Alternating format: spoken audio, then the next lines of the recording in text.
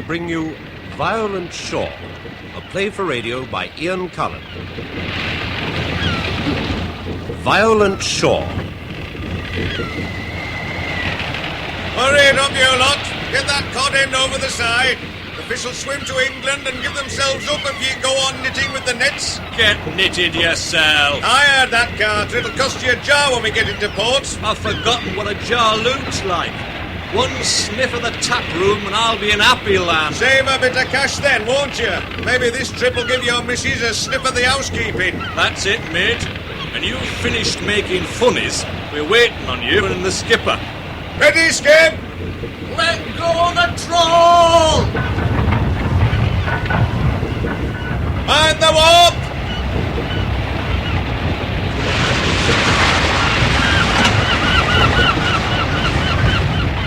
All the way, Skip!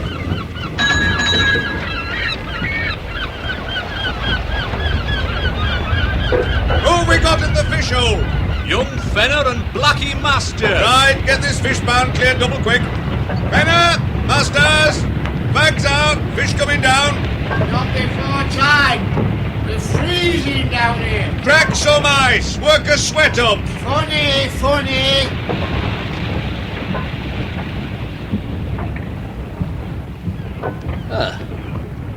Come in, George. Good kip? Yeah. Not long enough, that's all.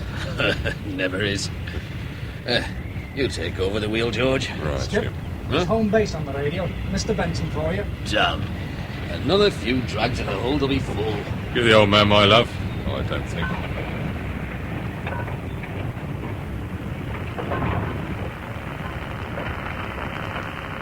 Mr. Benton, sir.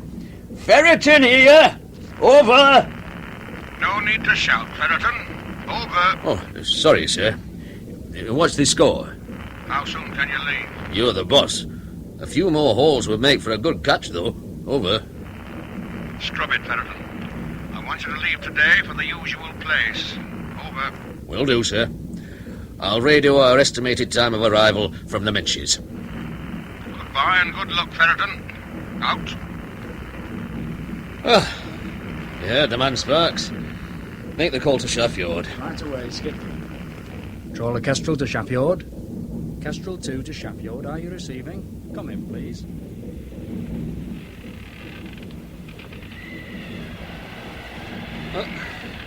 Last drag, George. I'll go tell the crew. The hole's not full and we're on the fish, didn't you tell him? Well, Mr. Benton knows what he's doing, George, and he hates argument. Yeah, well, he's the boss, I suppose. Dead right he is.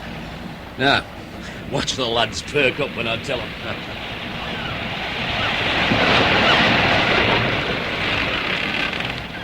Hurry it up. Carter, you're all thumbs this trip. What's the matter with you? I'm cold, you nerk. Tough titty. Speed up or you'll find yourself in the ice room. Okay, lads. Let's hope this is a good one. Once we fall in, we're going home.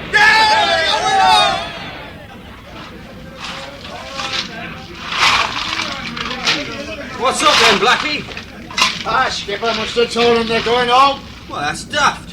When we're on the fish, why cut the trip short? Well, I can dig an outhouse if it raised a cheer. In any case, we've now to celebrate, shoveling all this ice. Do you get a lot of short trips with dynasty trawlers? Only when Ferreton's skipper. He must have a nagging missus or something. Oh, I lost his nerve. I'd rather have a full hold than a short trip. I need the poundage. I'm getting married soon. You must be crackers. But if you must, get used to shortcomings. Do yourself a favour in the long run if you do. Seems daft to me. Different if we can't find the fish. A day more or less makes no odds then. And never question governors, lad. They've got their reasons. Hey, let's get on with job, eh? I'm getting famished.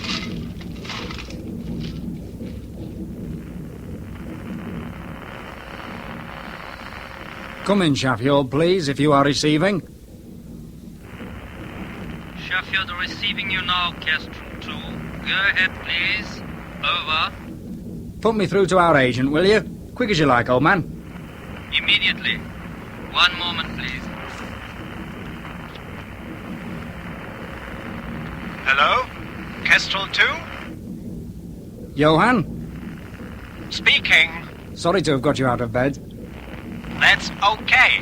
What's news? Rendezvous in about 4 hours from now. 800 hours approximately. Same position as last reported. That's right. Keep watch for me. Don't worry. Out.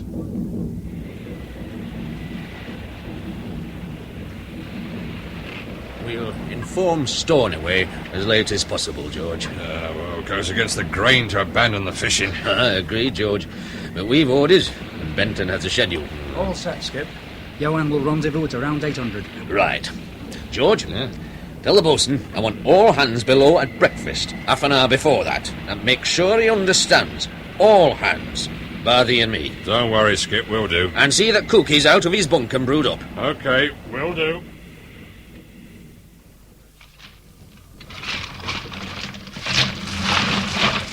Blackie, pen up your home breakfast. Not before time, eh, Blackie? Yeah, we're not clear yet down here. Never mind, get your breakfast. We'll finish up and seal the hold after. Yeah, daft way to go on if you ask me. Still, best do as you're told, eh, lad? My belly thinks my throat's being cut. Here, come on. I'll finish the row and follow you, Blackie. Suit yourself. Me, I never look a give Dawson, box it. See you. Right.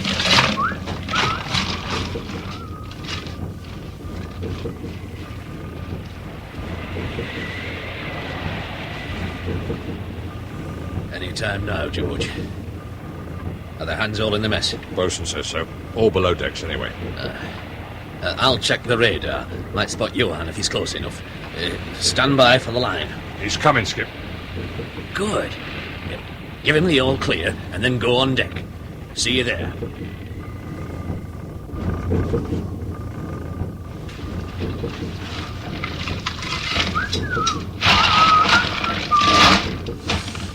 Right. That's enough. Now for some breakfast.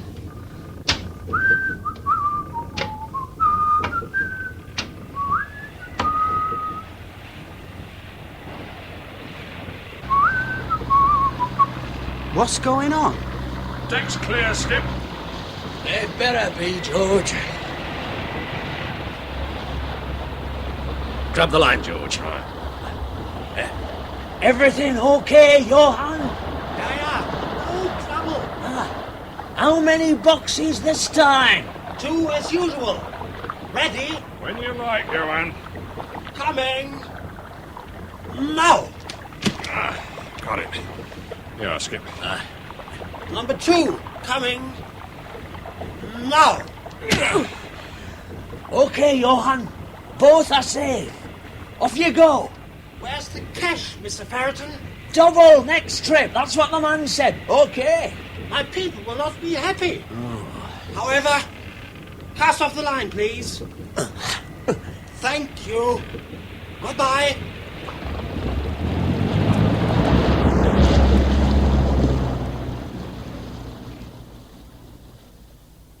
Standard. Get your standard here. Standard. Chogger. Standard. Standard. Evening, Albert. Ah, thanks. Hello, Sergeant. You on nights again, are you? Right, Albert. Should be a detective yourself, you know that. So, what have you got for us tonight? Nothing local, Gov. Right down Bermondsey way. Thought there was all poos down there, I did. I'll see you tomorrow. Right, Gov. Standard. Standard. Get your standard here. Standard. Richmond Police. Can I help you? Oh, yes, madam. Oh, hey, Mike. Yes, Sarge? You could just hold on for a second, madam. What's up now, Sarge? Superintendent Miller wants to see you, Mike. Upstairs. Miller? Stanter. What's up? Trouble? I don't know. You look pretty grim. Oh, what have I done now? Ta. Oh, sorry about that, madam. What colour is your budgie? Come in. You wanted me, sir? Ah, yes, Fenner. Come in, will you? Oh, something wrong, sir? Sit down, Fenner. Just had a report from up north, Grimsby. Oh, yes, sir? You've got a brother up there. Yes, sir, on trawlers. In some sort of trouble, is he? I'm afraid so. Yes. What's the young idiot been up to? We can sort it, can't we, sir? I'm sorry, Fenner. His ship Kestrel 2 has reported your brother lost at sea. I'm very sorry. But that's daft, sir. Well, it happens, as you know very well. But he was raised on boats. I don't have any details. There'll be an inquest, of course, and compensation. Compensation? Or at least the automatic lost at sea payment. Quite substantial, I believe. Oh, yes, sir. Quite. Parents living? No. No, sir, they're both dead. Was he married? He was 19, sir. So, you're next of kin? Yes. Well, I'll arrange leave. You'll be needed at the inquest, and no doubt you'll want to sort out his belongings. He didn't have much, sir. Most of that will be on his ship. Orchestral, too? It was his first trip in that one. Bad luck, eh? Well, that's it then, Fenner. I'll fix a travel warrant and leave. Take as long as you need, but remember that we need you here. Thank you, sir. Oh, and Fenner, you realize that you'll be off your manor, don't you? Leave the detective work to the locals. What detective work, sir? Just do as I say. Yes, of course, sir.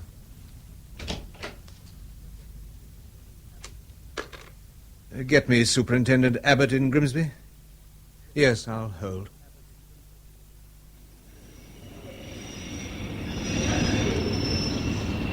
Mike, over here. Yeah? Betty! What are you doing here? Woman Police Sergeant Mackay. Have I changed so much? The uniform's not a bad disguise. I've been assigned to meet you. After you went south, I felt in need of a change, so took a leaf out of your book, joined the force. When I heard you were coming, I was given the job of making you feel at home. Coincidence? With a little help from my friends. Mike, I'm very sorry to hear about David. Thank you. A horrid business, lost at sea. It's sort of unfinal. I'm afraid it's final, all right. Did you see him up here at all? Around? Hardly to speak to. Fuzz don't make friends easily. I think he was embarrassed. Didn't want his pals to take the mickey out of him. You got a car? Of course. It's good to see you again, Mike. It's been a long time. Yeah. I'm still in shock. You're the last person and a sergeant. Come on. The car's outside. Do you know what happened, Mike? Very little yet. No witnesses, apparently. The boy just went missing. That night? According to the report, they'd started for home waters. When was he missed? Well, I'm not certain. A chap called Blackie Masters shared a cabin with David. He raised the first alarm. Rings a bell? Big crew from my father years back when I was just a kid. So it's just a straightforward lost at sea, no complications? Unless the owners try to establish suicide. Well, surely they won't do that. Well, it's been known, but unlikely. No evidence either way. I should think they'll pay up quickly and quietly to get the whole thing forgotten as soon as possible. Was it a rough trip? About average. Nothing special either way, according to the skipper's log. Is the Kestrel still in dock? Arrived this morning. One of our chaps went on board and asked all the usual questions. Pretty hopeless, though. All he managed to do was confirm the radio reports and clear up the timings a bit. You checked the log? Bound to. Must have confirmed the radio reporter I'd have heard something. Not a very good catch, apparently. Kestrel left the grounds a day early for some reason. What's the skipper's name, Betty? Ferreton. The first officer is a chap called Appleby. George, I think. Oh, thanks. Do the crew still use the same pubs? What do you think? Of course they do. The nearest. Oh, drop me off in Fish Dock Road, will you? Why? Oh, nothing special. Just like a few words, that's all. Do you want me to stay with you? No, thanks. I'll see you at the inquiry. If you'd like me to be there. Yes, I would. Very much. Well, this'll do, driver.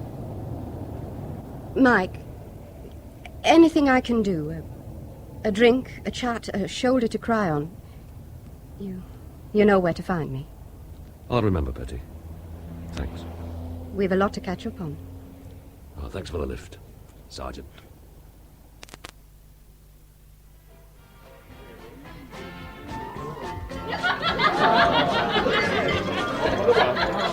What'll it be, sir? Whiskey, large and neat. Blackie Masters in. Blackie? Oh, aye, in the back. Easy to concentrate on the business in hand back there. Yeah, must have had a good trip and all. Plenty of cash about. Oh, I heard different. The crew all flush? Well, now you come to mention it. Blackie's doing most of the buying. Oh, thanks.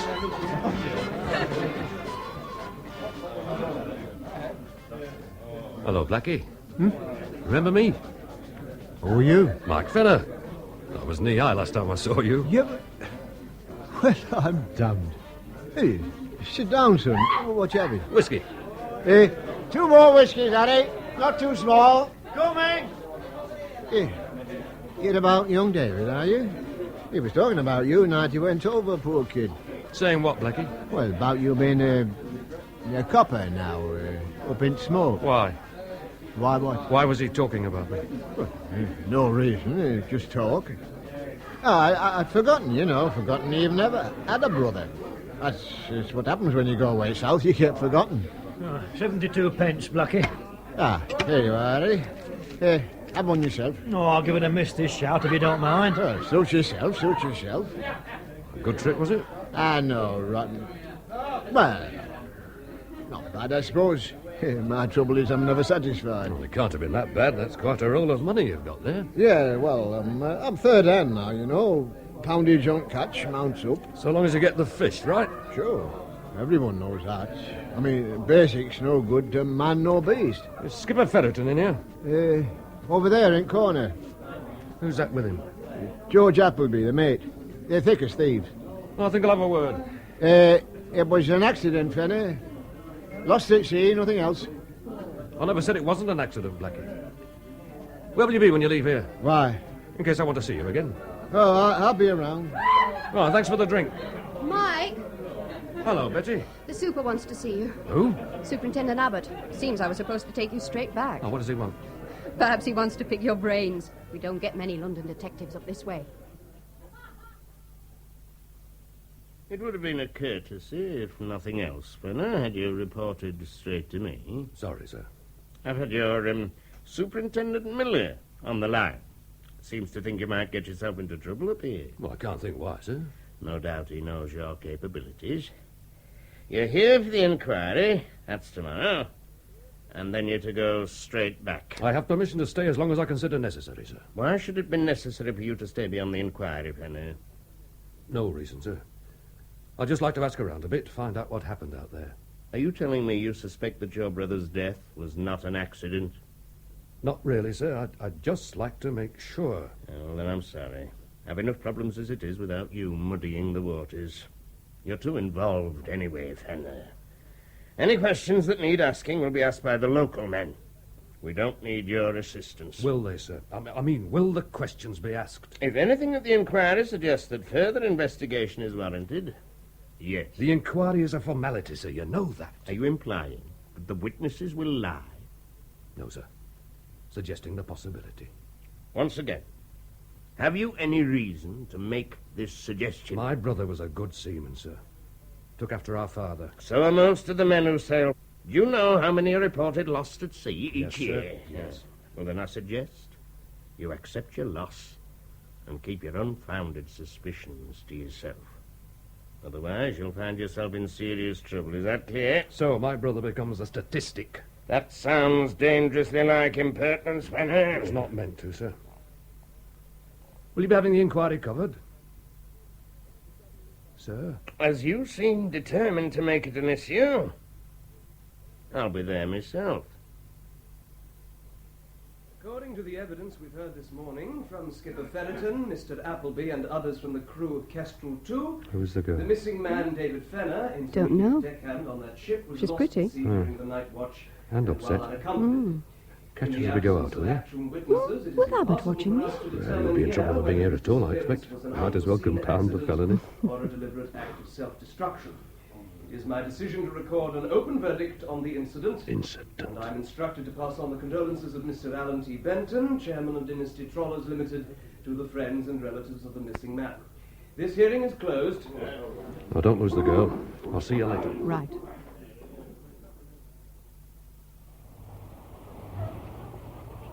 Mr. Fenner? Yeah? I represent the company's insurers. David Fenner listed you next of kin. That's right. There should be no problems, Mr. Fenner, over the lost-at-sea compensation? No, it's automatic. Should you be considering a private action against the owners, I must point out that with the open verdict, there will be some difficulty in establishing negligence. I hadn't thought of taking action against the owners. They'll be glad to hear it, Mr. Fenner. Needless to say anything that I or they can do to help. I'll let you know. Where shall we send the cheque, Mr. Finn? I'll be around for a while. Gossett Hotel. I don't see why, Fenner. Seemed a conclusive hearing to me. I've a few loose ends to tie up, sir. I don't want to seem hard, Fenner, but Superintendent Miller did stress that you're needed back there. I'll be as quick as I can, sir. A day or so. Who's that girl Sergeant Mackay's talking to? I don't know, sir. Just remember, Fenner, these accidents cause enough distress to people without prolonging their suffering with unnecessary questions. Tell Sergeant Mackay that. Do it, yeah? Sorry to intrude, Miss Hope, but we did wonder who you were. David and I were to be married in a few months. Have you met David's brother, Michael Fenner? No, but David talked about him all the time. Very proud of his brother, were David. Would you like to meet him? He's here for a day or so. Yes. Yes, I think I would. Oh. Will you excuse me now, please? How about this evening? Gossett Hotel at about 6. All right. I'll try. Pleased to meet you, Skipper. Mr. Appleby. Fenner. Sorry it had to be my ship, Fenner. Oh, I don't suppose it made much difference. Still my responsibility. Are you staying in Grimsby? Not for long. Oh, good. I'm sure it's healthier to get away. Back to London, eh? You'll forget easier there. Right, Mr. Appleby? Right, Skip. You know, I was surprised not to see Blackie Masters at the inquiry. He told me he was the last to see David alive. I told you that, did he? Oh, it must be right, then. I weren't aware of it. Well, I'd like to clear up a couple of points. Can you give me his address? Oh, of course. You'll need to drop by the office anyway to collect David's gear. You can have the address then. You don't know it offhand? I'm a bit tight for time. Oh, sorry, can't help it. Can you, George? No idea, Skip. Okay, then I'll drop by your office later. I'd like a word with Mr. Benton anyway. I'll tell him to inspect you. Bye. Have you found anything, Mike? Would you expect almost anyone in a town this size to know where everyone else lives? Or is it not as small a place as I imagine? Who to know where who lives? A skipper and first mate to know the address of one of their regular third hands. I don't really know. No. Seems odd, though. Oh, who was the girl? Oh, your brother's fiancée, according to her.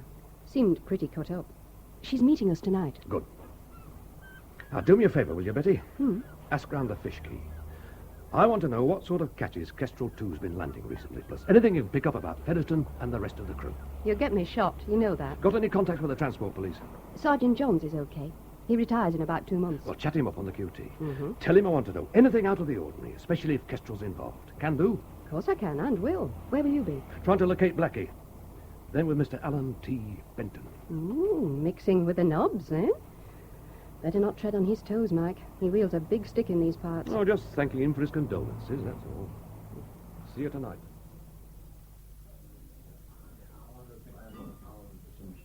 Blackie, Ian? Oh, it's a bit early, chum, even for him.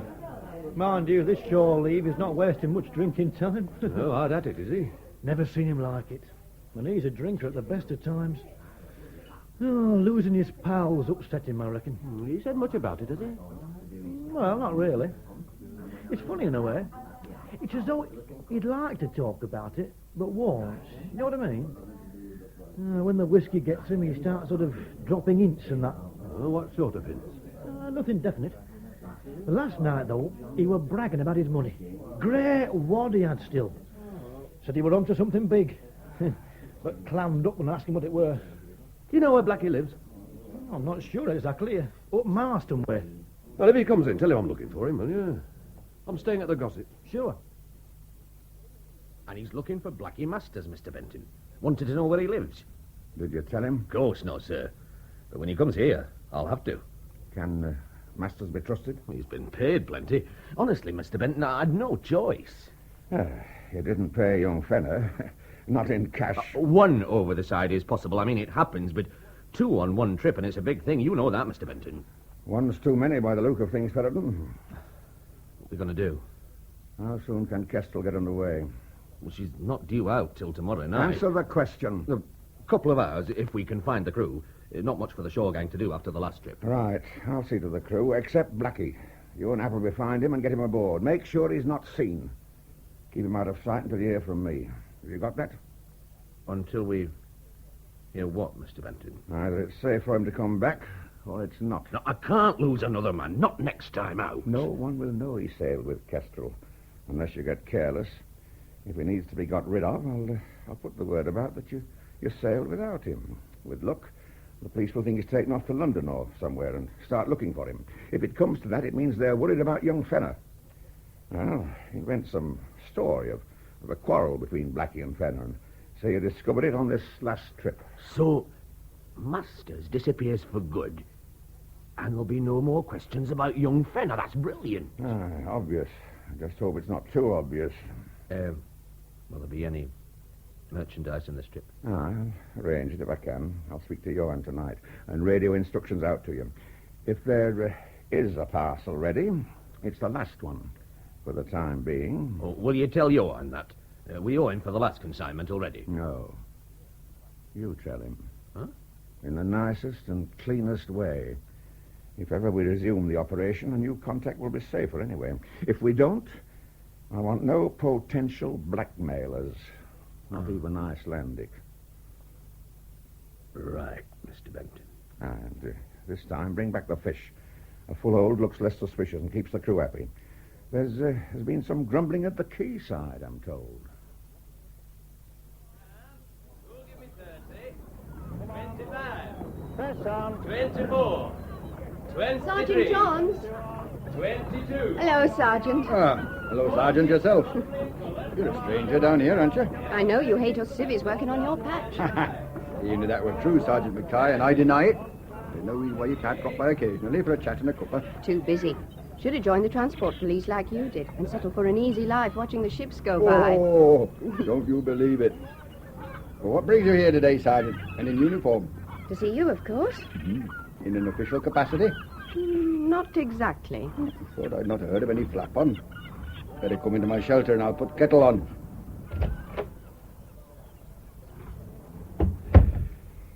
Well, what's the secret? Kestrel, too. What about her? Anything and everything. Gossip, speculation, opinions. Lost a decky last trip, didn't they? Something to do with that? A boy called David Fenner. His brother's an old flame of mine. Sergeant, CID in London. And he's worried, eh? Interesting. Could all be nothing, Sergeant, but Mike, that's the brother. Well, he thinks there's something wrong. Just a hunch, really. May not be a bad one, either. There is something? The skipper, Ferreton. Had 4 catches lately. Last dozen trips or so. Odd that. Mr. Alan T. Benton would be the first owner to beach a skipper who doesn't bring back the fish. Anything else? Oh, bit of grumbling among the crew. Poor fishing men thinner pay packets. Seems Ferreton's taken to leaving the grounds early, even when he don't fish. Of course, at time, crew think it's a great idea, until they get back to port and find that their money's not much above basic. Has anyone made any guesses about Ferreton? Talk says he's lost his nerve. This time of year it can blow a bit off Iceland. You don't believe that, do you, Sergeant? No, we think he's up to something. I'd him watched on his return last couple of trips. Coast Guard, Customs and Excise and our lads. Kestrel steamed straight in and started unloading. She weren't met in open water, dropped nothing over the side except rubbish, and Customs and Excise used the missing decky as an excuse to have a poke around below decks. Nothing. Except a poor catch and an early return. Right. Hang on, though. What? Poor catch, aye. Early return. You should have checked that. Well, surely the only point of leaving the fishing grounds early is to get back to port early. Aye, half a tick. Still worth checking. Who are you calling?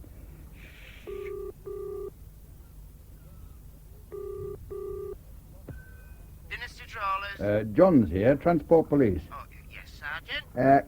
Kestrel 2. Does her getting in a day early mean that she'll leave ahead of her normal time, or is she an extra day in port? One moment, please.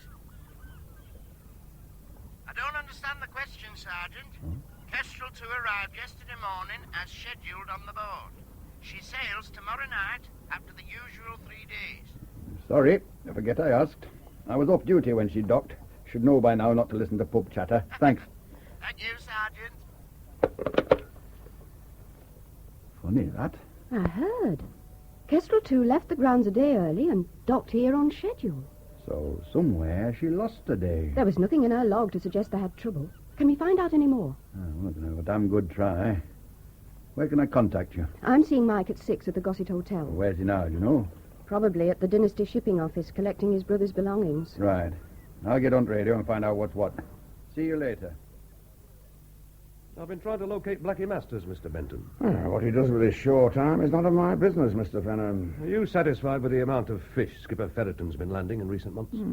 Not really.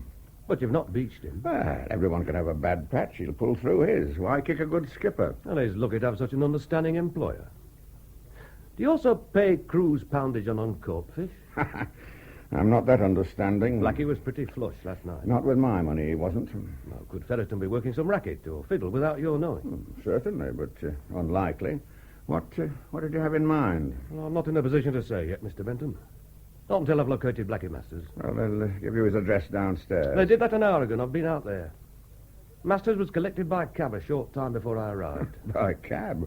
He is throwing his money around, isn't he? If he paid for the cab, yes. Benton? All set, Mr. Benton. You've got these special provisions on board? Safely stowed. Good. You've got harbour clearance. I fixed that. Good hunting. Keep in touch. Thanks, Mr. Benton. Mr. Fenner, you are understandably upset over your loss, but I suggest that you're allowing your policeman's nose to lead you on a wild goose chase. I'm a busy man, and not responsible for the crews I run, except insofar as they get the fish to port in good condition. Beyond that, I have no interest in their activities, and I'm not prepared to be cross-questioned about them. Do I make myself clear? Yes, Mr. Benton, quite clear. I'm sorry I troubled you. Good afternoon.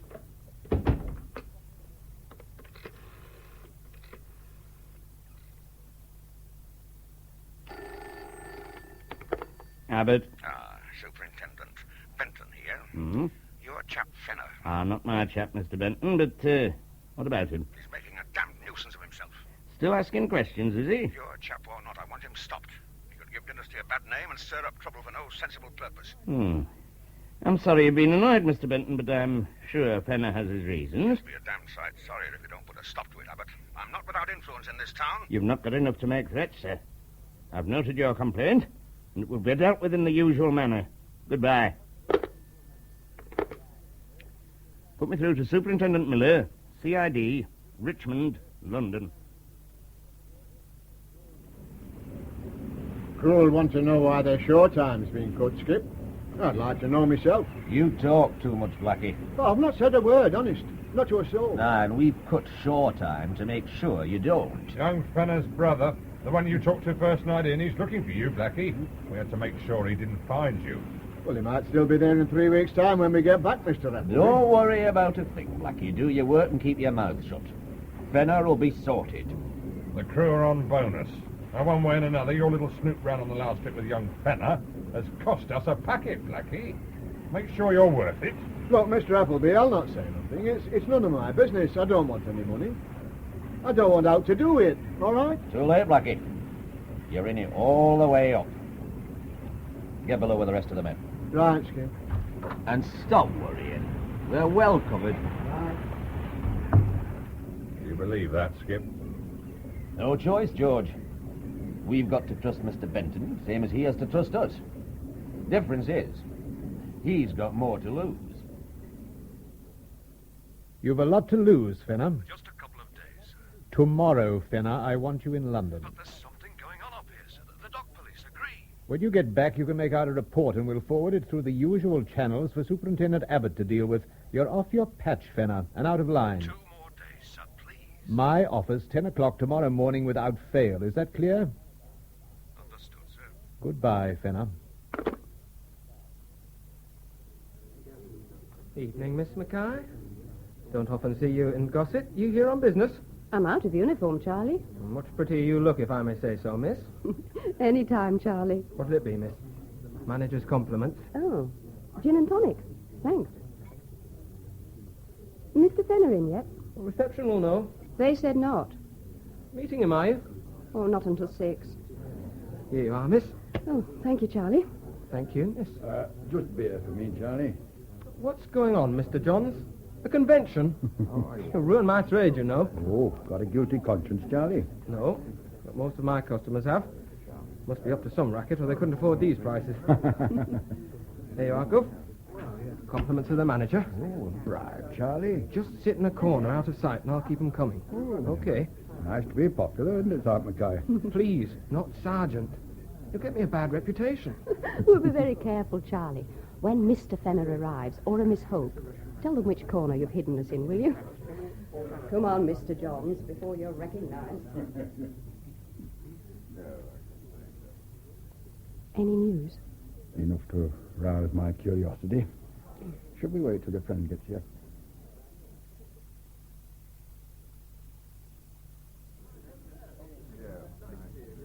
Excuse me. I'm here to meet Mr. Fenner. Hold on a sec, I'll buzz his room. No, there's no need. I'm here. Oh.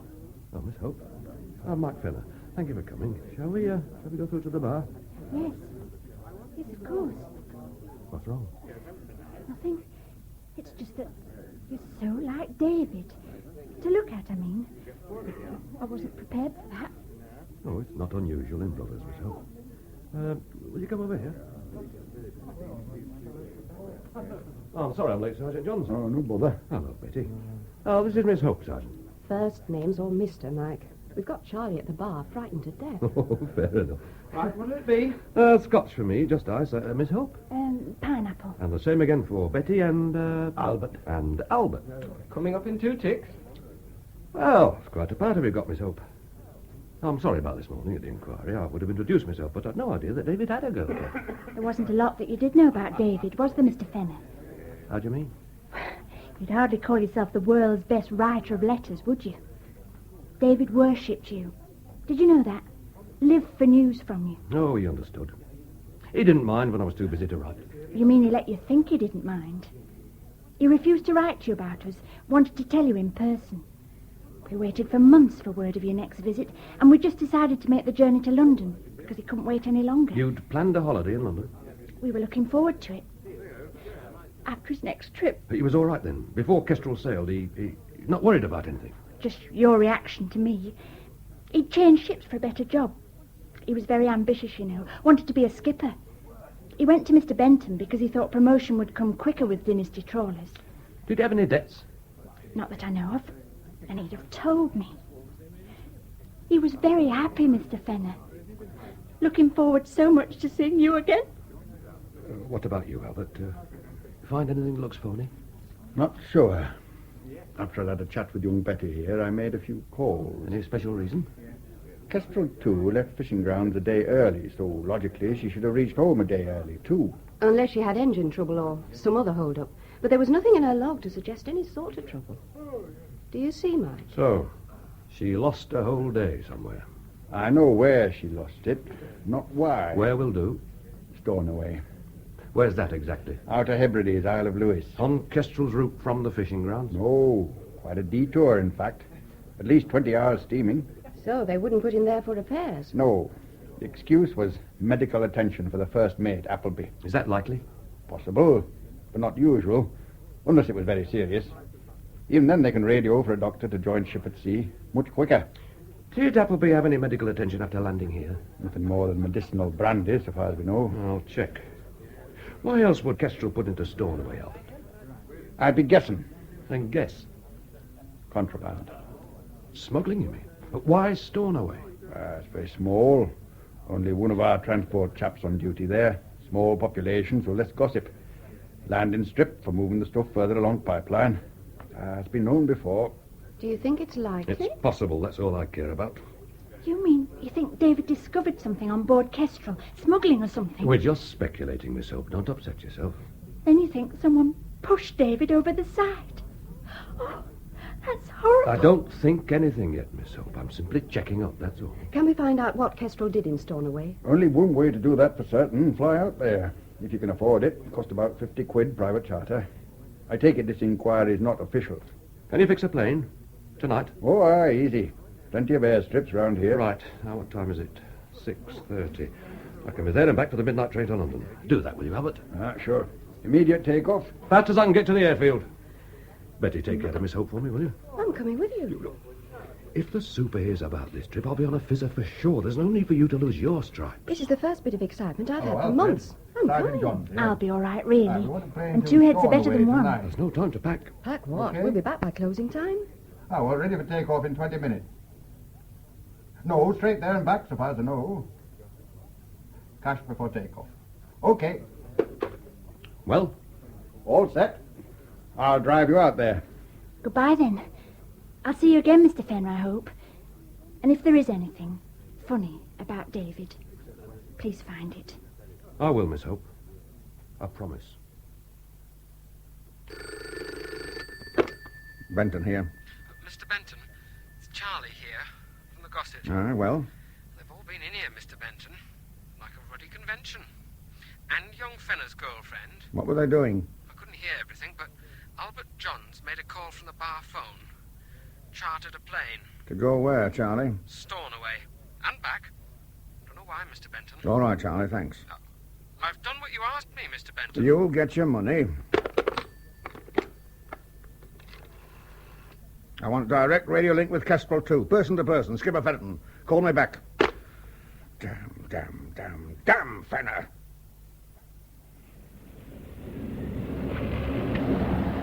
Skipper, Mr. Benton's calling. Oh, right. Take over, George. Okay, Skip. Just stay here, Sparks, or you might learn what you're not meant to.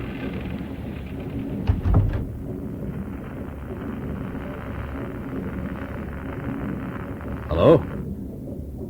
Mr. Benton? Ferriton here. You alone in there?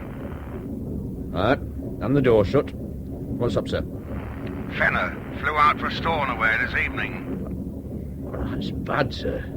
What can he learn? Nothing. I don't think. Appleby saw the doctor out there? As planned, yes, sir. Good. That's what I needed to know. What do we do now, sir? Stick to schedule. I'll keep you informed. But be ready to ditch Blackie Masters. He's too much of a liability now. Are we covered on that? He's listed here as having missed the ship. If Fenner finds anything in Stornoway, I'll tell him that Blackie has just gone missing. Right, sir. A lot depends on what that doctor says. Out.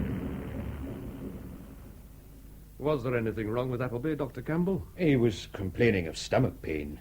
I found nothing, but told him to see his GP. Did you check if he did? Oh, not really my business. He may have been malingering. It happens, you know. Well, he sailed on another trip today. Oh, did he now? Oh, then he cannot be so very ill, can he?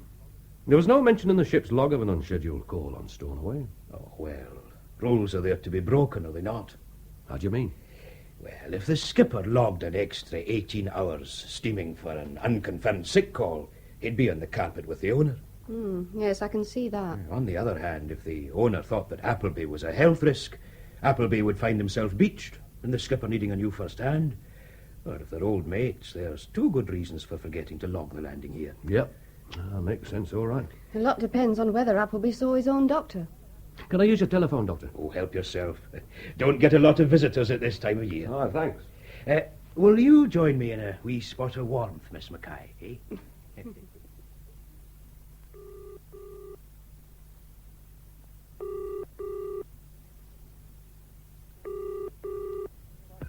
Abbott.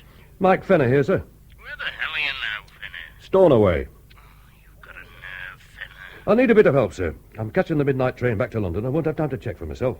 Check what? Who George Appleby's GP is and whether Appleby reported stomach pains during his last shore leave. You won't get any assistance from my division unless it is formally requested by your superior officer. Is that clear? Oh, but, I'm sir, sending look... a report down to London requesting disciplinary action. Now I want you off my patch and out of my hair. Pompous ass. A dram, Mr. Fenner. I need it. Thanks, Doctor. Yeah, I'm a bit puzzled, Mr. Fenner, as to why the stopover was, in fact, not reported, despite my rather glib explanation just now. Oh, you convinced me. Cheers. Aye, but I was answering your questions. Now I'm asking. Change of heart, Doctor? No, not really, Miss Mackay. We're a small population here in Stornoway, so we've the habit of minding our own business. Life gets to be intolerable otherwise. I can imagine. Oh, what puzzles you then, Doctor, if you don't mind breaking the habit just this once? There'd be no point in the skipper of Kestrel 2 falsifying the log. But you gave two good reasons. They only apply on one condition, that the owner is kept in the dark about the stopover. Do you mean he wasn't? He knew? He could scarcely have not known, Mr. Fenner. He was here at the time. Oh, Benton? Here? He flew in a couple of hours after Kestrel arrived. Known to, that's for certain. Well, didn't anyone wonder why? Ask questions. Oh, we're an island people, Miss Mackay. Once we started asking questions, who knows where it would end. Now, what about the police? It's their job to be curious. Oh, Sergeant McAllister's been in the island all his life. He's everybody's friend. Do you think Benton arriving on the island at the same time as Kestrel 2 could be coincidental, Doctor? How do you mean?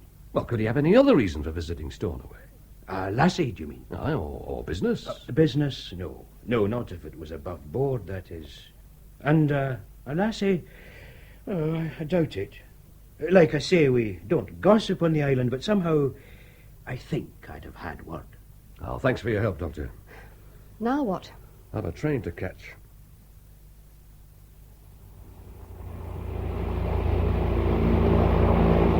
Now what, Mike?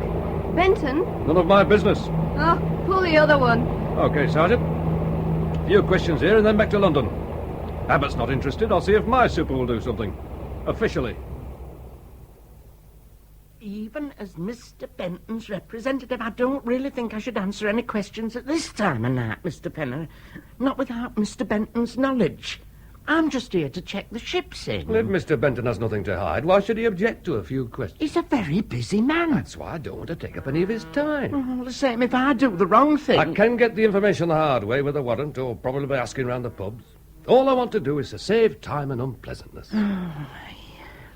Just Skipper Ferret. For the moment. And just the names of any ships he's skippered for Dynasty trawlers. I've no records of other owners. Just Dynasty trawlers. Well, hold on. I'll have to go back a bit. Not too far. I'm short of time. Oh, glad you made it, Fenner. I'm sorry if I caused any trouble, sir. Trouble hasn't started yet. Not properly. You know that Abbott's sending in a complaint against you? I was afraid he might, sir. Do you think it'll go forward? I can't prevent it, you know that. Abbott's no fool. If I shove this business under the desk, he's likely to carry it on over my head. I'm too close to my pension to take the risk. But I really think I'm onto something, sir. Made out your report? Not yet. Well, do it. Oh, and that's your last official act. I'm suspending you from active duty until the disciplinary board can be convened. No matter what my report says, sir? I'll read it, and if it's of interest and requires further action, I'll pass it on to Superintendent Abbott. Make it good, and he might, just might, withdraw his complaint. Well, just what is his complaint, sir? What am I accused of? Oh, boiled down, it's flagrant disobedience. I can't deny that, can I? Insubordination, conduct likely to bring the force into disrepute. Well, how does he figure that? He claims that you were drinking in public with a fellow officer and a woman police sergeant, then went joyriding in a charter plane with a young lady for company. Is that true? No, sir. Superintendent Abbott is lying? But he's got it all wrong, sir. I'll write your report, Fenner. Convince me, and I'll try to convince Abbott. That's all I can do. Look, sir, that trawler's out there now, supposedly fishing. Benton insists that Blackie Masters isn't on board, that he jumped ship and has taken off somewhere. Now, Masters is a witness to what happened to my brother. If we don't find him and he is on Kestrel 2, then he could be in danger.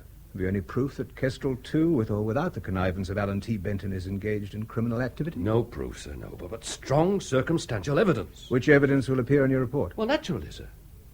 But every day that Kestrel is at sea, Masters is in danger. It could take weeks for my report to be investigated, and even then there's no way that we can prove anything. What happens on a trawler off Iceland is the skipper's business. If he keeps a false log, which I've proved, and Benton has covered his tracks, and he will have, they'll just laugh at us when we start asking questions. What are you accusing Benton of? I don't know, sir. All right, you've asked for it. Here's how it looks to me, and to Superintendent Abbott, and how it'll be presented to the disciplinary board. You are upset by an accident to a close relative. You've used police time and resources to live out some complicated fantasy in an attempt to alleviate your grief by finding a victim, someone to blame. You've also entered into a questionable relationship with a fellow officer, female, and brought her into disrepute. Her future's as much in question as your own. In addition, you've blundered into an area where police work and public relations are difficult and delicate at the best of times, and created hostility towards the force and a general atmosphere where, in Superintendent Abbott's opinion, accusations of police persecution could possibly occur. If they do, someone will have to be thrown to the wolves, Fenner. Do I make myself clear? Yes, sir. Sergeant Mackay's an old friend, sir, from before I joined the force. It's not fair that she should be dragged into this. Did you force her to board the plane? No, sir. She volunteered? Yes, sir. For friendship's sake? She also believes that I'm right, sir. She wanted to help. Well, naturally, that's what friends are for. What about Sergeant Johns of the Transport Police? He's not an old friend of mine. Is he interested officially, or is it just idle curiosity? Mainly curious, I think, sir. Pity. Transport lads have the sort of freedom you need. Get him involved, and he could take you along for the ride, and with my blessing. He's got nothing to report so far, just a hunch that there's something dodgy about Kestrel. Well, no doubt we'll discover why at the inquiry. I suggest that you make out your report and then take a holiday. Keep in touch, of course. Very well, sir. Oh, any objections as to where I go, sir? Oh, your wits haven't dulled, that's something. No objections. Just keep it unofficial and keep that girl out of trouble. She's a good officer by all accounts. Thank you, sir, very much. I'll watch it. Good. Now, sit down, Mike. Let's talk off the record. Thank you, sir. Personally, I think you're a way off beam, but just in case, I've contacted an old chum on the drug squad. I'm pretty well ginned up, and if there's anything I can tell you that might help... Thank you, sir. Just one big question. Has there been any increase in illegal importations during the last year or so? Of anything in particular? I don't know, just a hunch. Something must have prompted you to ask. You're suggesting that this fellow Benton's reopened the Icelandic route? The what, sir? Used to be called the Icelandic route. It was stamped out a few years back. Small time, mind, only one chap behind it all. Your friend Benton, eh? He might have decided to have another go. And gets the stuff in via Stornoway, collects it himself, and passes it on for distribution either here or in the States, you mean? Something like that. Who was the chap we got for it last time? Oh, no real interest to you. He's still inside. Might be worth a visit, though, if someone else has taken over his contacts and is operating on a bigger scale. Already seen him, Fenner. He'd nothing to say. Thought we were barking up the wrong tree. What was he supplying? Diamorphine hydrochloride, commonly known as heroin. A derivative of morphine, which is in turn a derivative of opium. Do you know anything about opium, Fenner? Not a lot, sir. Oh, it's addictive and progressive. Some heroin addicts do manage with help to reduce their intake and control the habit, but one of the problems is that the amounts taken, which can produce serious results, vary from individual to individual. One person can die from a single minute intake, while an addict can take relatively massive doses with no ill effects. Yes, sir. But why an Icelandic route? It seems pretty unlikely. Oh, I don't know. Look at this map of the world. Now, from India to Scandinavia and the Northern Hemisphere takes you overland through Asia. Not much problem getting the stuff through there. Then the Soviet Union. Probably get a bit of help from that lot. Into Sweden. Difficult. Easiest way is a Russian ship. Why not a trawler? Into Icelandic waters and then a handover at sea. Well, seen like that, it's so obvious. Provided she stays outside territorial waters, the Icelandic Coast Guard can do nothing. What about Interpol? Not a chance. To be honest, Fenner, I'm sceptical myself. Then you won't help? Not on what you've given us so far. So, Benton will get away with it. Kestrel, too, will come back with or without a shipment. Blackie Masters has disappeared and the route stays open. No, I didn't say that. They'll be watched, of course. Any suspicious circumstances acted upon immediately. But not yet. Not this trip, is that what you mean? Now, be reasonable, Fenner. You're a copper with a grudge. Under suspension and the subject of a disciplinary investigation. So, anything I do alone, is that it? At the moment, yes. But off the record and unofficially, you have my blessing. Thanks. Thanks a lot, sir. Goodbye. Oh, one thing, Fenner. The number of heroin addicts registered and under treatment has dropped dramatically in the last year. No, what does that mean? Well, I doubt if they're cured. So if they've elected to drop off the list of registered addicts, it suggests that they're getting the stuff somewhere else. So there has been an increase in illegal supplies. I never said that, Fenner. Wouldn't even suggest such a thing. Keep in touch, though, eh? Right, sir. Get me Chief Constable Brown, Transport Police Headquarters. I'll hold. The train is now standing at platform 8. Grimsby, please. Single. We'll have to hurry, sir. Platform 8. Change at Peterborough. Thank you.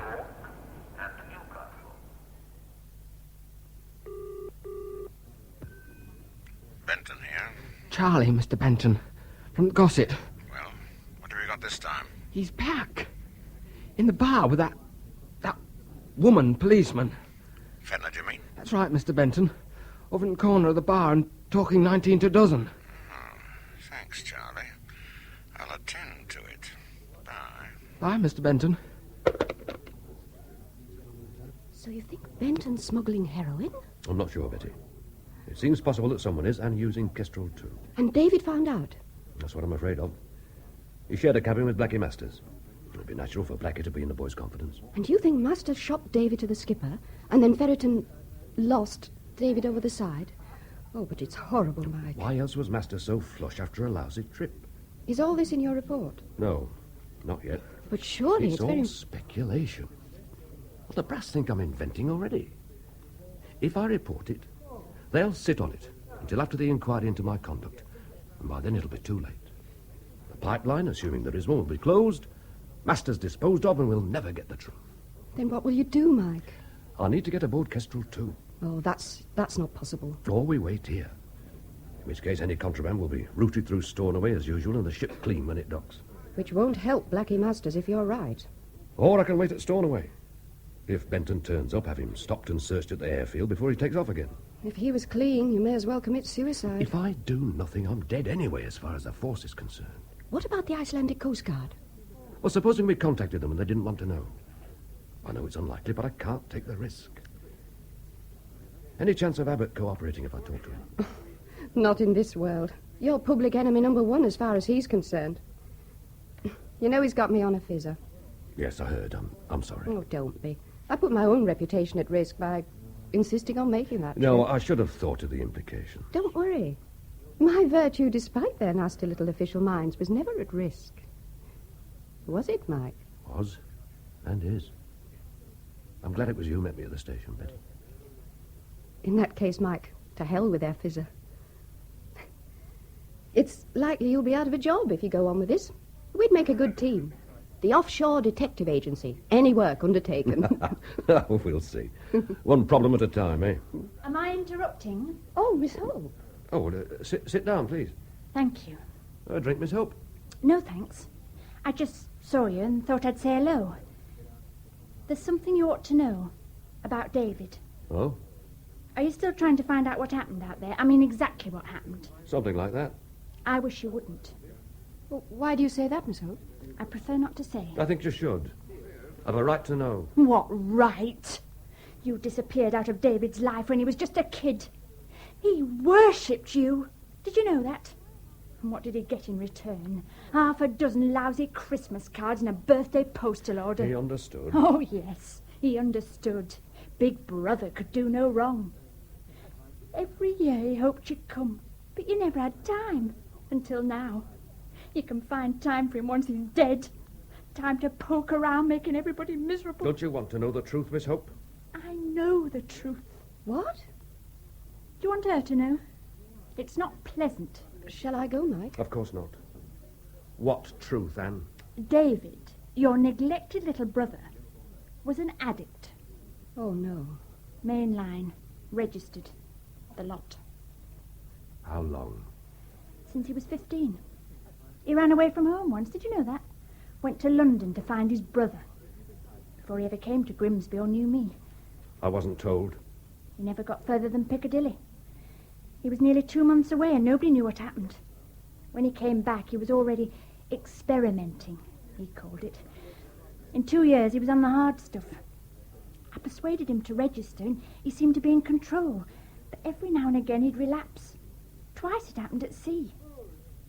Only Alan Benton would give him a job on Kestrel too. And you think he lapsed again and went overboard? I don't know and I don't want to know. He's dead and he's best left that way. If you carry on with your questions, Mr. Fenner, and you find the truth, I'm telling you now that you might not like it. I know that I won't. I'm sorry, Mr. Benton. Fishing's not too good so far. Over. Never mind the fish. Start back. Over. But we're not due out of here for days yet. Make your call and get back. Develop engine trouble. Anything you like. What's the flat, Mr. Benton? Fenner. I understand that he's suspended from duty and up here unofficially, but he's still being too nosy for my liking. What about Masters? Lose him. I think I've drawn Fenner's teeth and he'll have no help from Abbott, but I'm not taking a chance. Is that clear? Could be tricky, sir. The weather's mild and there's hardly any sea. Lose him when and where you like, Ferreton, but lose him. Out. Oh, just like that. Easier said than done.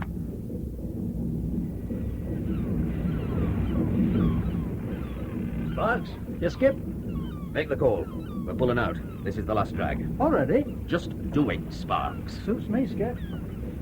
Make the announcement, George. Right. Tell them it's orders from head office. They'll all be compensated for the low catch. Will do, Skip.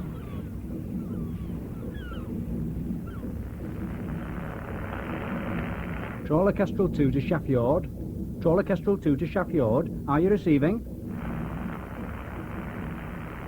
Trawler Kestrel 2 to Shaft Yard. Receiving? Receiving you, Kestrel 2. Go ahead, please. Put me through to the Dynasty office, will you, old man? Hold frequency, please. Hello, Kestrel 2? What can I do for you? Hello, old man. We're leaving early. Orders from the governor in our home office. Some flap on. I know your position as of 14:30 hours. Is that constant? Pretty well, old man. What time will you be leaving? Around 1900 hours. Can you cope? Keep an eye out for me. Will do. Out. I don't think we'll go into Stornoway this trip. We'll make the drop out at sea, in the Minches, and warn the pickup not to wait for us to appear in the harbour. And Blackie? Well, if this flat weather holds, we'll keep him for the Minches too. Usually guaranteed a bit of a blow there, if not worse. Poor Blackie. Were you aware, Mr. Benton, that David was an addict? I had heard rumours. Yet you're still engaged him? Oh, I don't engage deckhands on a personal basis, Sergeant. But I approved his employment papers, if that's what you mean. Knowing the risk? Your brother was as much at risk unemployed ashore as he was employed at sea. At least I thought so. I'm deeply sorry that I was mistaken. Do you know what happened the night he was lost? He went missing, Sergeant. It happens. Why did no one mention his addiction at the inquiry? Is that what you'd have liked? Headlines? Those damn television people snooping round, muckraking? We don't like the media, Fenner, and we don't want publicity. What good would it have done? Saved me a lot of bother. Any trouble you're in, you brought on yourself. Just to satisfy my curiosity, Mr. Benton, why did you fly out to Stornoway to meet the Kestrel? But I'm not interested in satisfying your curiosity, Fenner. Was it to do with David? A man had been lost. I wanted to hear Ferreton's story before the police started asking him questions. I have a company to protect. Is that so hard for you to understand? And what about the previous trips? What previous trips? Not only Kestrel 2, but 3 other of your ships, all skippered by Ferreton, have broken the home run to put into Stornoway. You always meet them. You have no authority to be asking these questions, right? Not officially. And I don't have to answer. No. Good. At least that's understood. I'll tell you what I'll do, Fenner. You stop asking questions which I find for personal and business reasons embarrassing, and I'll withdraw my complaint against you. Wouldn't do me a lot of good. It's gone too far. No, I'm not without influence. I even think I could persuade Superintendent Abbott to back down. What do you say? I've already told you. I'm just curious. Good. And that's settled. We'll put all this behind us. You get back to your job and leave me to get on with mine.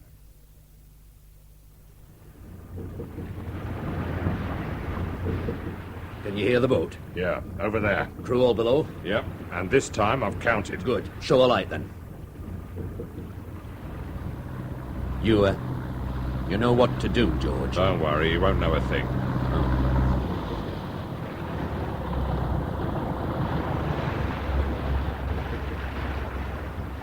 Catch the line, please. Right, got it. Got the stuff? Certainly. Have you got the cash? 2 consignments. All ready. Good. 2 boxes. Here they come. 1. And again. Now the money. Can't risk you dropping it, can we? I'll bring it down. Steady. Steady. I don't want to swim back. Too bad, sailor. You're going to have to. Where's the money? The route's closed as of tonight. Money. What's that? Sorry, mate. Now, put the knife away. Yeah.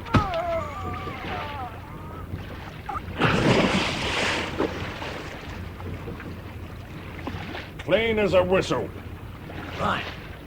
Smash a hole in the boat, and I'll haul you up before she sinks.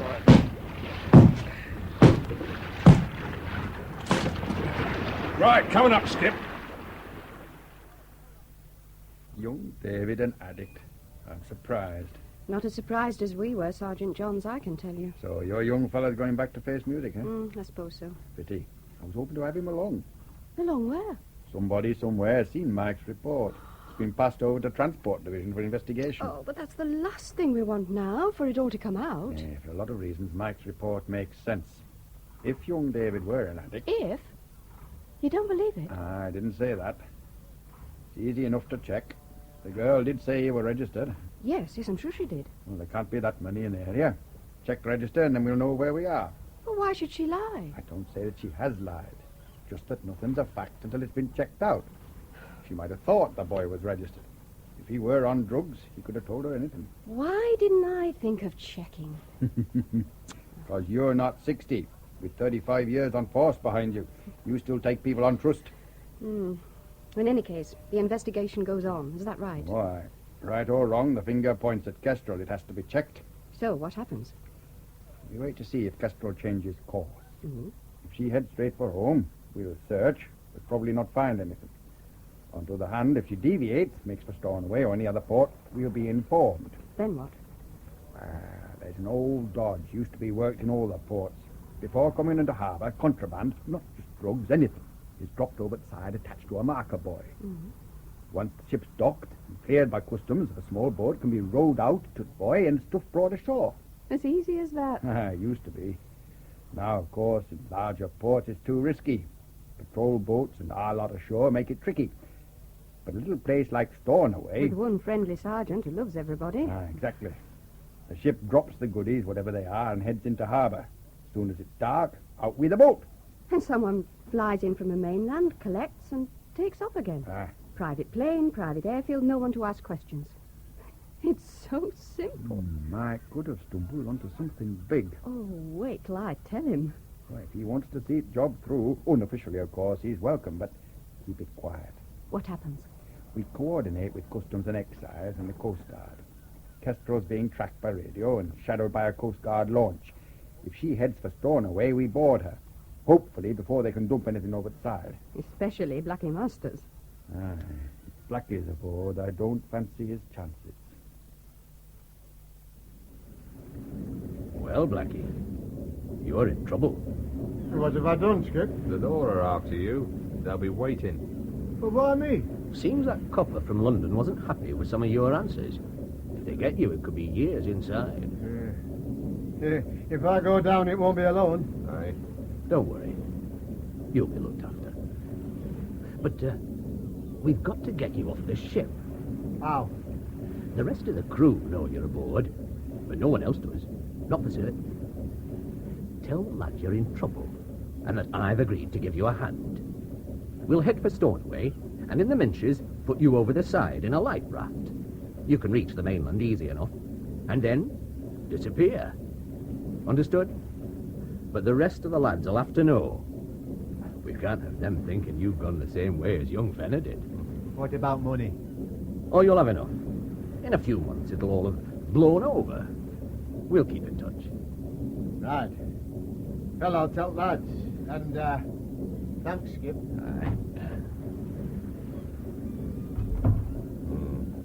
Seems a waste of a good life raft.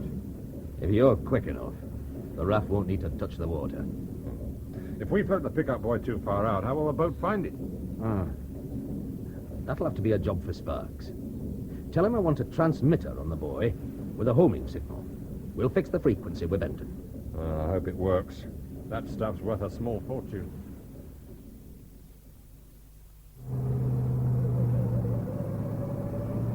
Okay, pilot, let's go. Our helicopter's always this noisy. A bit fussy, aren't you? What's new, Sergeant? Kestrel has changed course. She's headed for Stornoway.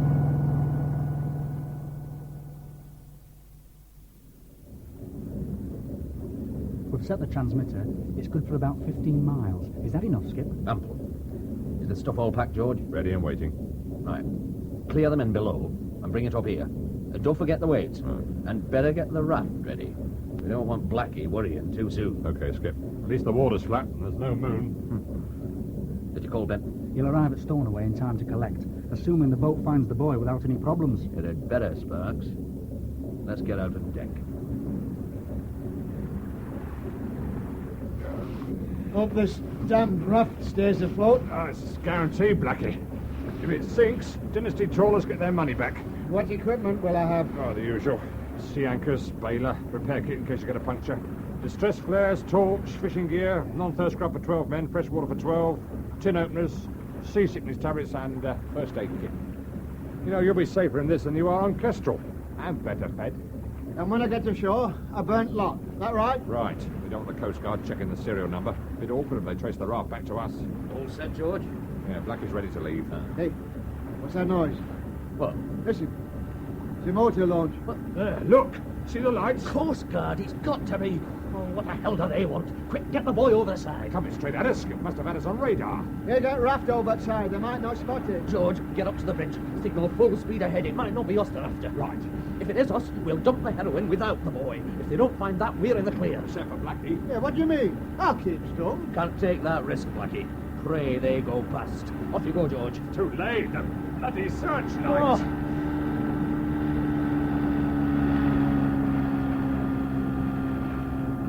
Kestrel 2, this is a fisheries protection vessel, HMS Storm. You are ordered to cut your engines and heave to for inspection. No chance. Oh, what I'd give for a Lee Enfield.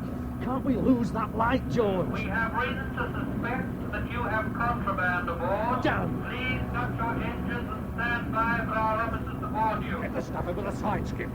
A customs and excise helicopter is approaching your position. Oh, no. Stand by for inspection. We are coming aboard. Get those boxes, George. Over the side. What about Blackie? He can wait. I won't say a word. Keep honest. You've said too many already, Blackie. It's your big mouth that got us into this. When you've got the boxes over the side, George, get Sparks to radio Benton for instructions. But if we tuned in, I can't help that. If you do not tap your engines, we will be forced to fire across your bow, Kestrel 2. Look! Helicopter already. I'll get the boxes. Come here, Blackie. Oh, no. No, you're not dumping me like you did young Henry. You've nowhere to go, Blackie. Get on with it, George. Skip, it's me, Sparks. They're winching somebody down on a cable. Oh, no. All right, George. Leave him. Get the stuff over the side. It's no good, Ferreton. Keep it slowed down. Just keep your mouth shut, Blackie, and you'll be all right. Until you and Benton decide I'm too risky, no chance, Ferreton. I'm going to do what I should have done in first place. The boxes skip. Hold it, Ferreton! Fair enough. Right. You've no chance. Just stay where you are, leave those boxes alone. Blackie, what you want to clear this winch cable? I'm going to have a long talk when we get ashore, okay? Okay by me, Mr. Penner. I owe them nothing. Tried to kill me, they did. Aye, lad. I don't think you'd have made that life raft, even if we hadn't arrived. Benton's not inclined to leave witnesses lying about, Blackie. You should know that. I should, you're right. What happened on that last trip, Blackie? Well, What did young David discover? We were packing fish and told. When skipper announced that we were heading home a day early, nobody minded over much. Those of us as have been out with Ferreton before thought he were up to something, but it were none of our business. Did David suspect anything? I don't think so. It was his first trip with Dynasty trawlers. He talked mostly about you, Mr. Fenner. Thought a lot of you. What happened? Well, at 10 at drag, once straw were inboard, deckies were all ordered below for snaps and tea. Me and David stayed at hold a bit to finish batch we were stacking. When I left, lad was still at it. He told me later in our cabin what he saw. It was a shore boat, Blackie, an Icelandic chap. They called him Johan. Forget it, son. Not your business. But why should they be taking boxes on board at night, just before we go home? Did they see you watching? No, I'm sure of it. Just as well. Now, if you want to see Grimsby again, keep your mouth shut. But what was in the boxes? Pieces of 8, I expect. No, they weren't heavy enough. Oh, good. They've got to be smuggling some at Blackie. Look, son, this isn't your first trip. You know what goes on. Mind your own business. But it could be drugs, Blackie. Look, what's the odds, son? I mean, what does it matter to you? Mike, my brother, the one who's a copper, he'd go mad if I got mixed up in drugs. You're not mixed up in anything, not yet. He'd murder me. Some copper. Where would they hide them? Well, would I know? Wouldn't it mattress, I expect? Honest, Blackie, if it's not drugs, I'll forget about it altogether. Whatever it is, it's not your business. It will be when they get caught, and they're bound to eventually. And I'll be an accessory. My brother... Oh, is he back again? He'll find out that I was on board. Look, lad, you're not responsible for what Skipper does. I am if I know about it. That's what Mike will say. You don't know him. For which I'm thankful. And now you know about it as well. Yeah, that's what worries me, son. I don't want to know. But you do. I've told you. Oh, please, Blackie. Please what? This chap they called Johan threw 2 boxes on board. The skipper and Appleby took them below. Where would they put them? I just want to have a look, that's all. What about stowage locker? Was that too obvious for you? Let's go and look. Right now. Us? No chance. I don't care if it's only tin rhubarb in them boxes. I'm stopping here in cabin. It's safe. But just keep a lookout for me. No. If it's not drugs, I'll drop it. Promise. If it is drugs, you'll be dropped yourself. Straight over the side. Yeah, you want to risk it, suit yourself. I fancy getting home with you. All right. I'll go myself.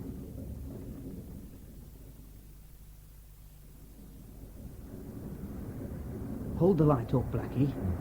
Now, where's the most likely place? Well, not right up front, I shouldn't think. Try over there, behind life rafts. Bring the torch, then.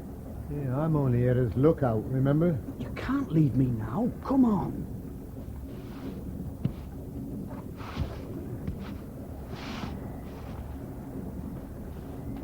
There's nothing here. I'll try in the corner. Give me a hand, Blackie. Here. Shine the torch. That looks like 'em. Yeah, pass one over. We'll open it up. Here we are. It's just an ordinary catch, Blackie. It's not locked. No one will ever know. Well, what is it? I don't know, Blackie. It's white crystals packed in polythene bags. Quite a lot. Heroin's white crystals, that I do know. Well, couldn't it be sugar?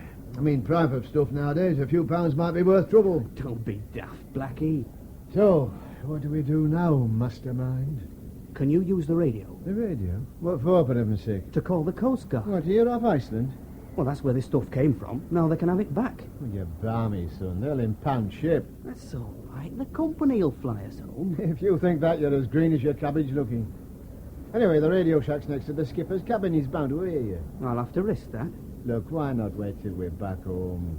Once you're ashore, tell the police and forget about it. Or telephone your bloody brother. No use, Blackie. They'll have got rid of this lot before we dock somehow or other.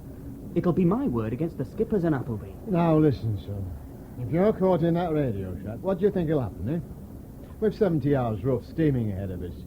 Plenty of time for you to vanish over the side and no questions asked. They'd never dare. Not both of us. I'm not risking it, lad. You try to use that radio, you're on your own. I'm going back to Kip. My advice is forget you ever saw this lot. Let's get it stowed back where we found it, okay? I didn't desert him, Mr. Fenner, honest. I pretended to, and then followed him just to keep an eye on him, like. He broke into a radio shack and tried to work transmitter, but all he got was a lot of static, and noise was too much. Appleby must have been in cabin with Skipper. It was out of there and into a radio shack before I could shout or anything.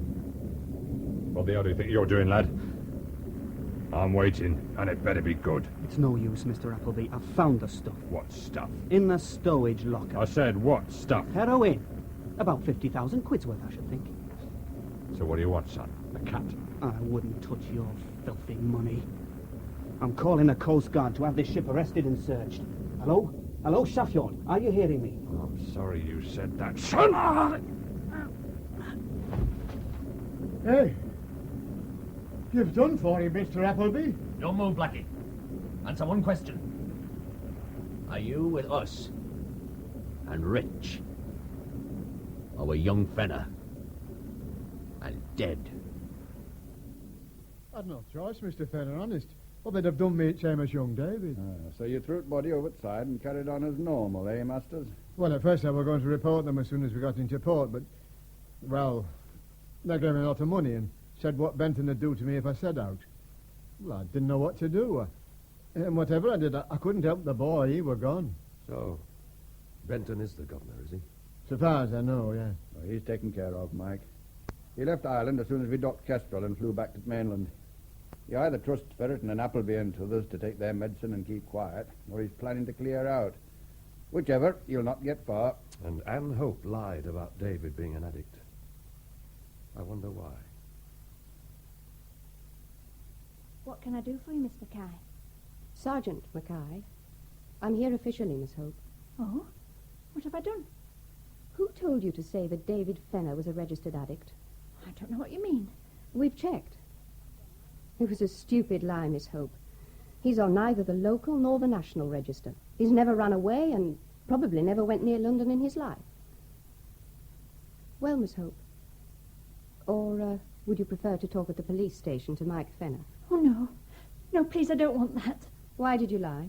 He said if I told anyone, he'd do terrible things. Alan Benton? You know. Enough. How much did he pay you? £500. And why not? David was dead and I was to get nothing. His precious brother will get compensation, but what about me? Another few weeks and we'd have been married. Mike wouldn't have taken the money, Miss Hope. You had first claim. He knew that. It wasn't just the money. But Mr. Benton told me that David's brother was causing trouble, that he was only after more compensation. It didn't seem fair that Mr. Benton should be taken to court for what must have been an accident. There was no accident, Miss Hope. We know that now. Mike telephoned the station from Stornoway a few minutes ago. Blackie Masters was on board Kestrel and a witness to what happened. David was murdered by the first mate and pushed overboard. Alan T. Benton's been running an illegal trade in heroin for the past 15 months. He hoped you'd throw Mike off the scent by accusing David of being an addict. But for Sergeant Johns, we may never have checked. Alan Benton had David murdered. That's what we'll try to prove. Will you help? Where is he? Get your coat and come down to the station and make a statement. With luck, Benton will be there before long. I want to see his face when he meets you and Blackie Masters. But where is he? En route back from Stornoway by private plane. Empty-handed, but thinking he's got time to spare. He's wrong, of course. Superintendent Abbott will see to that. Evening, Mr. Benton. Superintendent, what are you doing here? Waiting for you, Mr. Benton. Something wrong, Superintendent? Well, you're no doubt aware that Kestrel, too, has been arrested and certain of the crew taken into custody. Why should I be? Oh, come, Mr. Benton. You've just come from Stornoway. To be honest, I'm surprised to see you here. Whatever Skipper Ferreton's been up to is no concern of mine, Superintendent. We'll see, sir. I have a warrant here which gives me the authority to detain you, and I must ask you to accompany me to the police headquarters for questioning. What are the charges, Superintendent? You'll be charged with illegal trafficking in narcotics and conspiracy to murder. I think they'll do to be going on with. And I must caution you that anything you have to say will be taken down and may be used in evidence. Do you wish to say anything at this stage, Mr. Benton? No. Not until my lawyer is present. Well, that will be arranged. The car is over here, if you don't mind, sir. So what now, Mike? Oh, back to the smoke to face the music. Well, surely they won't go ahead with a disciplinary court now. Oh, a fizzer is a fizzer. The fact that I was right won't change the charges. Superintendent Abbott will withdraw the complaint. He might. On the other hand, he has been made to look a bit foolish. He'll look a lot more foolish at the inquiry. Let's hope he thinks of that. Another drink, Mr. Fenner? Oh, I don't think so, Charlie. What about you, Betty? Oh, no, thanks. Charlie. Yes, Mr. Fenner? When I arrived here last night, I came straight to the Gossets from the station and met Sergeant Mackay in this bar. Your bar. Yes, Mr. Fenner? Within minutes, Benton knew that I was here. Any idea how? None whatever. Ah, pity. No, it's odd, but I seem to remember seeing you on the telephone just after I walked in. Not me, Mr. Fenner. I promise. Okay. I can't remember for certain. But if you, by any chance, know anything at all that might help the police with their inquiries on the Benton case, I'll suggest that you report it straight away. Otherwise, my memory of that telephone call might just worry me enough to make me start asking questions. Understood? Oh, yes. I understand, sir. Will that be all? Clear off, Charlie. Aren't you in enough trouble for poking around on someone else's patch? May not be someone else's soon. Whatever happens at my hearing, provided I'm not kicked off the force, I intend to apply for a transfer. Well, there's less opportunity up here. I've lost a lot of ambition. Suppose they say no? I'll resign and join the transport police. Put in for Sergeant Johns' job when he retires. Or maybe even start that agency of ours. What was it called again? The offshore agency. Oh, that's a bit dull. How about the all at sea? So, we might be seeing more of you. Guaranteed. Good. I'm glad. Now, I'd better report back, or Abbott will be on the rampage again. Thanks to you, I've a long night's paperwork to get through before I see a bed. Keep you out of mischief. Night, and thanks for your help, Sergeant. That was Violent Shore. It was written by Ian Cullen with technical advice from Terry Bottomley. You heard Eric Lander as Mike Fenner and Eva Haddon as Betty Mackay.